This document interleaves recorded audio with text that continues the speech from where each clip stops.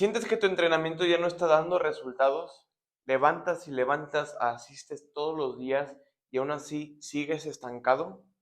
Tranquilo porque el día de hoy te traigo solución a ese problema. Te voy a enseñar 4 formas para que sigas progresando en el gimnasio y evites el estancamiento. Sin más que decir, comencemos.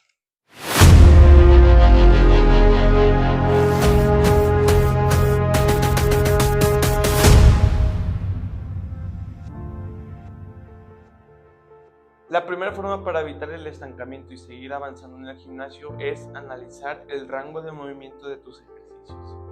Si por ejemplo tú haces la sentadilla a un cuarto, es decir, que no supera los 90 grados, la progresión sería aumentando la profundidad a los 90 grados. Si tú ya llegas a los 90 grados y buscas progresar aún más, puedes hacer una sentadilla profunda, rompiendo los 90 grados. Esto va sobre todo para los principiantes que quieren generar fuerza, ya que si queremos hacer hipertrofia, o sea, ganancia de masa muscular, puedes hacer una combinación de ambas, rango de movimiento completo y rango de movimiento con parciales, ya que se ha demostrado con evidencia científica que las repeticiones parciales pueden favorecer a la hipertrofia muscular. La segunda forma para seguir avanzando en el gimnasio y evitar el estancamiento es aumentando el número de repeticiones, y creo que esta es mi favorita. Si nosotros ya tenemos un peso determinado con el que hacemos, por ejemplo, 8 repeticiones, en este caso son 40 kilos, yo lo que voy a intentar hacer es que la siguiente sesión, esas 8 repeticiones, convertirlas a 9. Veamos el ejemplo. Este es mi primer día de entrenamiento y hago 1, 2, 3, 4, 5, 6, pero la octava apenas si la pude subir. Entonces, en ese día, en el día 1, me voy a quedar con las 8 repeticiones. Supongamos que nos ponen 4 series. Entonces vamos a hacer las 4 series con 8 repeticiones. Pero la siguiente sesión que me toque hacer pecho, o sea, en el día 2, voy a intentar yo hacer 9. Ok, si yo aumenté el número de repeticiones, por ejemplo, ya saco 12, ya saco 15 y no me cuesta trabajo, ahora ¿qué es lo que debo de hacer? Y esta es la tercera forma para evitar el estancamiento y seguir mejorando en el gimnasio, que es aumentando el peso. Recordemos, si ya sacamos 12 repeticiones, 4 series de 12 repeticiones, 15 repeticiones y ya no me cuesta trabajo, es hora de subir el peso.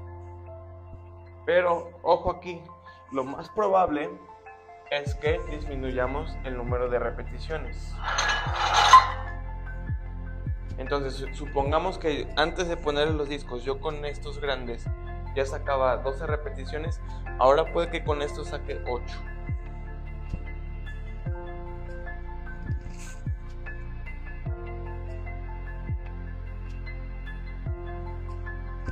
Uno, 2, 3.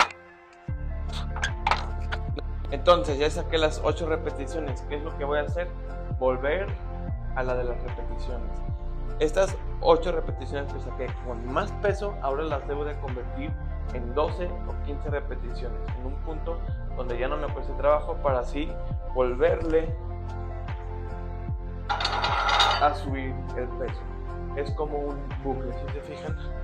Empezamos con un peso determinado, aumentamos el número de repeticiones, nos adaptamos a ese número de repeticiones con ese peso, entonces le subimos el peso. Y lo mismo, aumentamos el número de repeticiones hasta que ya no nos cueste el trabajo, subimos peso y así nos vamos.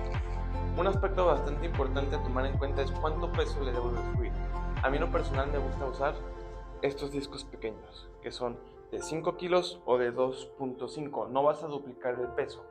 Si tú tienes 40 kilos en la barra, no le vas a subir a 80.